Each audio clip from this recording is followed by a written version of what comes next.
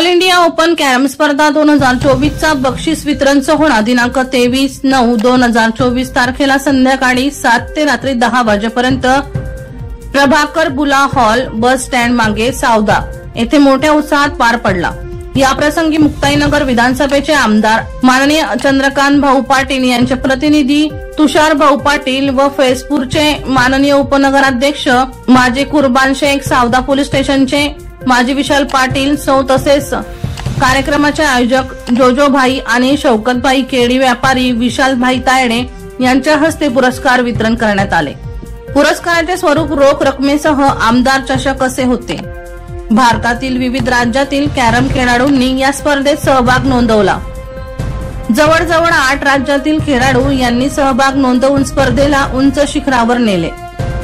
त्यात महाराष्ट्र, गोवा, हैदराबाद, तेलंगणा, तामिळनाडू, गुजरात, दिल्ली, हरियाणा आणि राज्यभरातील महाराष्ट्र राज्य पुरस्कार प्राप्त खेळाडू यांनी सहभाग घेतला होता।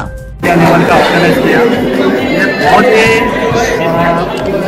था बहुत अच्छी तरह से, और मैं क्या बोलूँ, मतलब मैं तो इतना बड़ा माहौल और इतने स्पोर्ट्स लवर पहली बार देख रहा हूँ, और बहुत सक्सेसफुली ये टूर्नामेंट का आयोजन किया है। और इसमें खिलाड़ियों का भी बहुत अच्छा प्रतिशत मिला है। ऑल इंडिया लेवल के 12 राज्यों से प्लेयर आए थे और बहुत ही कॉम्पिटिटिव टूर्नामेंट हो गया। यात विशेष खेळाडू म्हणून आननीय संजय मांडे, शिवछत्रपती पुरस्कार विजेते यांनी विजयी पताका फडकवली। त्याचबरोबर निसार अहमद धुळे महाराष्ट्र चॅम्पियन यांना उपविजेते पदावर समाधान मानावे लागले।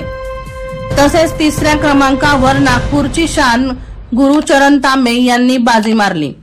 दिनांक 21/9/2024 रोजी सुरू झालेली स्पर्धा ही 23 तारखेला पुरस्कार वितरण झाल्यावर संपन्न झाली, असे आयोजकांनी घोषित केले। स्पर्धा यशस्वीतेसाठी माजी सय्यद मोहसिन जळगाव यांची सर्व टीम, सावदा शहरातील फिरोज लेप्टी, शाहरुख शेख, शहबाद भांजा, चांदनी चौक मित्रमंडळ, शेखपुरा मित्रमंडळ, ख्वाजानगर दोस्ती ग्रुप, बडा अखाडा मित्रमंडळ, तसेच सेतू सुविधा केंद्र सावदा, तसेच सावदा पोलीस स्टेशन सावदा या सर्वांचे आयोजक टीमकडून जाहीर आभार।